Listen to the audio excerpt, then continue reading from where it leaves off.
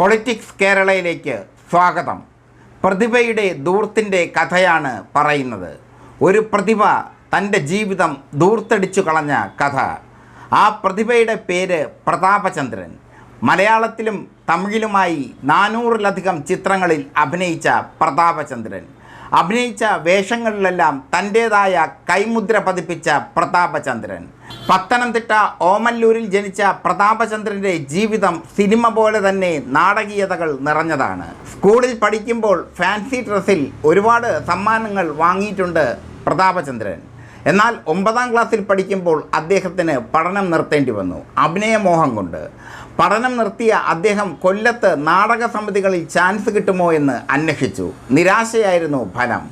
പിന്നീട് മദ്രാസിലെത്തി. മദ്രാസിൽ cinema സെറ്റുകളിൽ chance തേടി അലഞ്ഞു. 14കാരനായ കുട്ടിക്ക് ആര് ചാൻസ് കൊടുക്കാൻ? പലരും തിരികെ പോകാൻ നിർബന്ധിച്ചു. പക്ഷേ അദ്ദേഹം തിരികെ പോയില്ല. 3 വർഷത്തോളം അദ്ദേഹം മദ്രാസിൽ താമസിച്ചു.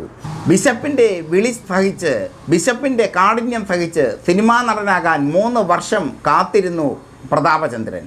അതിനിടയിൽ അതിജീവനം നൽകിയത് റേഡിയോ നാടകങ്ങളും മദ്രാസിലെ മലയാളി അസോസിയേഷൻ്റെ നാടകങ്ങളും ഒക്കെയായിരുന്നു. പിന്നീട് പ്രതാപചന്ദ്രൻ തിരികെ കൊല്ലത്തെത്തി. കാളിദാസ കലാകേന്ദ്രത്തിൽ ചേർന്നു. കാളിദാസ കലാകേന്ദ്രത്തിൻ്റെ മുഖ്യ നടനായി മാറി.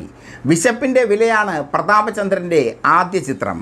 പിന്നീട് ആദിശങ്കരാചാര്യർ, ബിഷപ്പിൻ്റെ വിലയ്ക്ക് ശേഷം കുറേ ചിത്രങ്ങളിൽ അദ്ദേഹം അഭിനയിച്ചു. ആദിശങ്കരാചാര്യർ എന്ന ചിത്രമാണ് അദ്ദേഹത്തിന് ബ്രേക്കായത്. ഈ ചിത്രത്തിലെ ആദിശർമ്മൻ എന്ന കഥാപാത്രത്തെ അദ്ദേഹം അവിസ്മരണീയമാക്കി. പിന്നീട് അദ്ദേഹത്തിന് തിരിഞ്ഞു നോക്കേണ്ടി വന്നില്ല. മലയാള സിനിമയിൽ അനിഷേധ്യ സാന്നിധ്യമായി പ്രതാപചന്ദ്രൻ മാറി.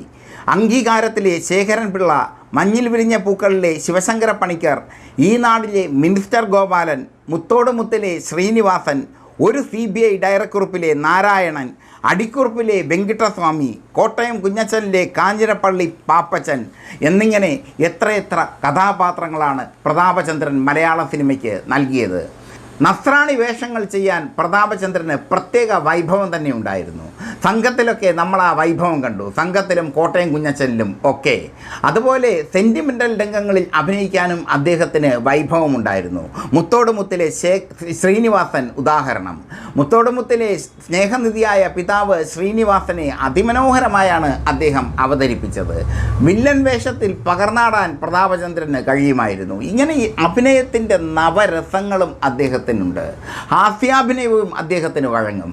കോട്ടയം കുഞ്ഞച്ചനിൽ കണ്ടതാണ് അദ്ദേഹത്തിൻ്റെ ഹാസ്യാഭിനയ പാടവം. സീരിയസ് ആയി പറയുന്നു, പക്ഷേ യഥാർത്ഥത്തിൽ ഹാസ്യമാണ്. ആ ഹാസ്യം പ്രേക്ഷകരെ പൊട്ടിച്ചിരിപ്പിച്ചു. അങ്ങനെ ഒരുപാട് സിനിമകളുണ്ട്. നാടുവാഴികളിലെ കഥാപാത്രം, സീരിയസായ കഥാപാത്രം. പക്ഷേ സീരിയസായ കഥാപാത്രം എത്തപ്പെടുന്നത് ഒരു ഹാസ്യരംഗ സിറ്റുവേഷനിലാണ്. അവിടെയും അദ്ദേഹം സീരിയസായി തന്നെ നിൽക്കുന്നു, പക്ഷേ പ്രേക്ഷകർ പൊട്ടിച്ചിരിക്കുന്നു. ഇങ്ങനെ സീരിയസായി നിന്നുകൊണ്ട് ഹാസ്യം അവതരിപ്പിക്കാമെന്ന് തെളിയിച്ച നടനാണ് പ്രതാപചന്ദ്രൻ. പ്രതാപചന്ദ്രൻ്റെ ജീവിതം വല്ലാത്തൊരു പോക്കായിരുന്നു, ധൂർത്തടിച്ചൊരു പോക്ക്. പക്ഷേ അദ്ദേഹത്തിനെ തള്ളിക്കളയാൻ മലയാള സിനിമയ്ക്കായില്ല. തമിഴിലും അദ്ദേഹം വെന്നിക്കൊടി പാറിച്ചു. തമിഴിൽ സൂപ്പർ താരങ്ങളായ രജനീകാന്തിനോടൊപ്പവും കമലഹാസനോടൊപ്പവും മോഹനോടൊപ്പവും സത്യരാജിനോടൊപ്പവും ഒക്കെ പ്രധാന വേഷങ്ങളിൽ അഭിനയിച്ചു. വരുമായിൻ നിറം സിവപ്പ് ആണ് പ്രതാപചന്ദ്രൻ്റെ ആദ്യത്തെ തമിഴ് സിനിമ. അതിൽ കമലഹാസനായിരുന്നു നായകൻ. തുടിക്കും കരങ്ങൾ എന്ന ചിത്രത്തിൽ രജനീകാന്തായിരുന്നു നായകൻ. രജനീകാന്തുമായി പിന്നെ അദ്ദേഹം ഒത്തിരി ചിത്രങ്ങൾ ചെയ്തു. മന്നൻ, പാണ്ഡ്യൻ, ഉഴപ്പാളി തുടങ്ങിയ ചിത്രങ്ങൾ. കമലഹാസനോടൊപ്പം നായകൻ, കമലഹാസൻ്റെ ക്ലാസിക് ചിത്രമായ നായകനിൽ അദ്ദേഹം ഉണ്ടായിരുന്നു. സത്യരാജിൻ്റെ വാൾട്ടർ വെറ്റിവേലിലും മലബാർ പോലീസിലും അദ്ദേഹം ഉണ്ടായിരുന്നു. മോഹൻ്റെ ഒരു ഓടൈ നദിയാകൃത് എന്ന ചിത്രത്തിലും അദ്ദേഹം ശ്രദ്ധേയമായ വേഷം അഭിനയിച്ചു. സിനിമാ നിർമ്മാണ രംഗത്തും അദ്ദേഹം ഇറങ്ങി. പക്ഷേ കൈപൊള്ളി എന്നതാണ് സത്യം. മാനവധർമ്മം, പ്രകടനം, ഇവിടെ ഇങ്ങനെ, കോടതി, കാട്ടുതീ എന്നീ ചിത്രങ്ങൾ അദ്ദേഹം നിർമ്മിച്ചു. ഈ ചിത്രങ്ങളൊക്കെ അദ്ദേഹത്തിനെ സാമ്പത്തികമായി തകർത്തു. കോടതി, ഈ തലമുറ ഇങ്ങനെ എന്നീ ചിത്രങ്ങൾക്ക് കഥ എഴുതിയത് പ്രതാപചന്ദ്രനാണ്. ചന്ദ്രബിംബം എന്ന ചിത്രത്തിൽ എം.എൻ. നമ്പ്യാർക്ക് ശബ്ദം കൊടുത്തത് പ്രതാപചന്ദ്രനാണ്. ദേവാസുരത്തിൽ ഡൽഹി ഗണേശന് ശബ്ദം കൊടുത്തതും അദ്ദേഹം തന്നെ. ഇങ്ങനെ ബഹുമുഖ പ്രതിഭയായിരുന്നു അദ്ദേഹം. ആ ബഹുമുഖ പ്രതിഭയുടെ ധൂർത്തും കാണിച്ചു. പ്രതാപചന്ദ്രൻ്റെ മദ്യകഥകൾ സിനിമാ സെറ്റുകളിൽ പ്രശസ്തമാണ്. കോട്ടയത്ത് നിന്ന് ഓട്ടോ പിടിച്ച് തിരുവനന്തപുരത്ത് അഭിനയിക്കാൻ വരുന്ന പ്രതാപചന്ദ്രൻ, കോട്ടയത്ത് നിന്ന് ഓട്ടോ പിടിച്ച് പോകുന്ന വഴിയെല്ലാം മദ്യപിച്ച് വരുന്ന പ്രതാപചന്ദ്രൻ, അങ്ങനെ ഒരുപാട് കഥകൾ അദ്ദേഹത്തിനുണ്ട്. അദ്ദേഹത്തെ പറ്റിയുള്ള മദ്യപാന കഥകൾ സിനിമാ സദസ്സുകളിൽ പാട്ടായി. പക്ഷേ അതിലൊന്നും അദ്ദേഹത്തെ വീഴ്ത്താനായില്ല. അദ്ദേഹം മദ്യപിക്കും എന്ന് പറഞ്ഞ് ആരും മാറ്റി നിർത്തിയില്ല. കാരണം ചില വേഷങ്ങൾ ചെയ്യാൻ അദ്ദേഹത്തിനേ പറ്റൂ.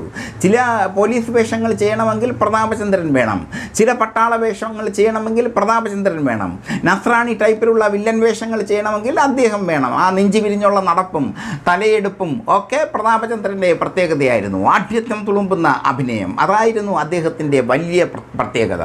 വില്ലനായി പകർനാട്ടം നടത്തുമ്പോൾ ആ ആഢ്യത്തിൻ്റെ പകർനാട്ടം കൂടി നമുക്ക് കാണാനാകും.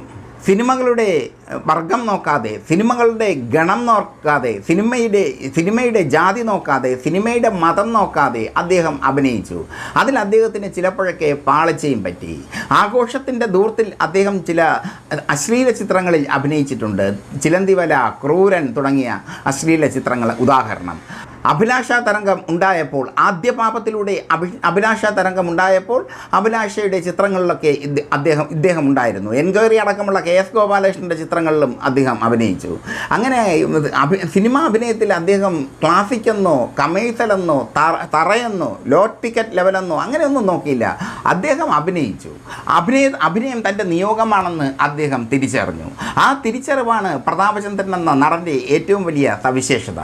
ഒരിക്കലും ഒരു റോളും അദ്ദേഹം നിരസിച്ചിട്ടില്ല. സെറ്റിൽ അദ്ദേഹം മദ്യപിച്ചെത്തുമായിരുന്നു. പക്ഷേ അഭിനയം തുടങ്ങുമ്പോൾ അദ്ദേഹം മദ്യപാനം ഒഴിവാക്കുമായിരുന്നു. അഭിനയത്തെ ദൈവിക തുല്യമായ ഒരു കലയായി അദ്ദേഹം കണ്ടിരുന്നു. 2004 ഡിസംബർ 16 പ്രതാപചന്ദ്രൻ അന്തരിച്ചത്. ചന്ദ്രികയാണ് ഭാര്യ. അനൂപ്, ദീപക്, പ്രതിഭ എന്നിവർ മക്കൾ. പ്രതാപചന്ദ്രനെ പറ്റി ഒറ്റവാക്കിൽ പറയുമ്പോൾ അതിത്രമാത്രം പ്രതിഭയുടെ ധൂർത്തായിരുന്നു ഈ നടൻ.